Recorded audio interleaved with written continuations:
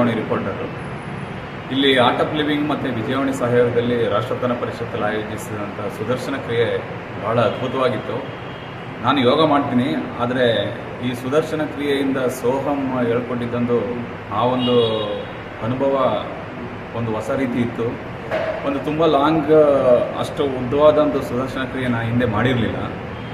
ಇದು ಮಾಡಿದ್ರಿಂದ ಒಂದು ಹೊಸ ಚೈತನ್ಯ ಬಂದಂಗಾಯಿತು. ತುಂಬಾ ಚೆನ್ನಾಗಿತ್ತು ಅಂತ ಹೇಳೋದು.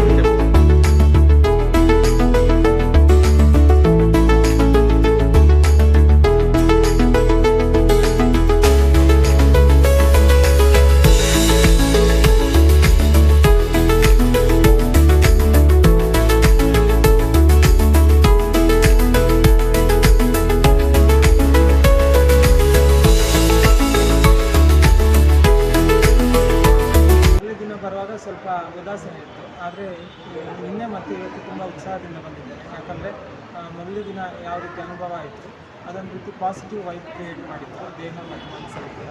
ಆದ್ದರಿಂದ ಈ 2 ದಿನ ಕೂಡ ತುಂಬ ಆಸಕ್ತಿಯಿಂದ ಪಾಲ್ಗೊಂಡಿದ್ದೇನೆ. ಅದರಲ್ಲೂ ಇವತ್ತಂತೂ ಕೊನೆಗೆ ಮಾಡಿಸಿದ ಧ್ಯಾನ ತುಂಬ ಪಾಸಿಟಿವ್ ಎನರ್ಜಿಯನ್ನು ದೇಹದಲ್ಲಿ ತುಂಬಿದಂತ ಫೀಲ್ ಆಗ್ತಾ ಇದೆ.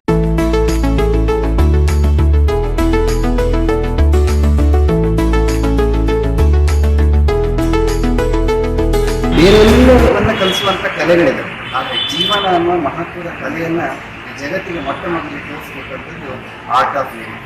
ಒಂದು ವಿಶೇಷವಾದ ಶಿಬಿರದ ಮೂಲಕ ನಮ್ಮ ಈ ಒತ್ತಡದ ಜೀವನವನ್ನು ಹೇಗೆ ನವೋಲ್ಲಾಸವಾಗಿ ಪರಿವರ್ತಿಸ್ಕೊಳ್ಬೋದು, ವೃತ್ತಿಯ ಜೊತೆಗೆ ನಾವು ಹೇಗೆ ನಮ್ಮ ಬದುಕನ್ನು ರೂಪಿಸ್ಕೊಳ್ಬೋದು ಅನ್ನುವಂಥದ್ದನ್ನು ಅತ್ಯಂತ ಕಡಿಮೆ ಅವಧಿಯಲ್ಲಿ ಬಹಳ ಅದ್ಭುತವಾಗಿ ತೋರಿಸ್ತಿದ್ದಾರೆ. ವಿಶೇಷವಾಗಿ ಆರ್ಟ್ ಆಫ್ ಲಿವಿಂಗ್ನ ಟ್ರಸ್ಟಿಗಳಾಗಿರುವಂಥ ಪ್ರಸಾದ್ ಅವರು ನಮ್ಮ ಮನೆಯ ಒಂದು ಕುಟುಂಬದ ಸದಸ್ಯರ ರೀತಿಯಲ್ಲಿ ನಮ್ಮನ್ನು ಕೈ ಹಿಡಿದು ಮುನ್ನಡೆಸುವ ರೀತಿಯಲ್ಲಿ ತಮ್ಮ ವಿಶೇಷವಾದಂತಹ ಒಂದು ಶಿಬಿರವನ್ನು ಲೀಡ್ ಮಾಡಿದ್ದಾರೆ.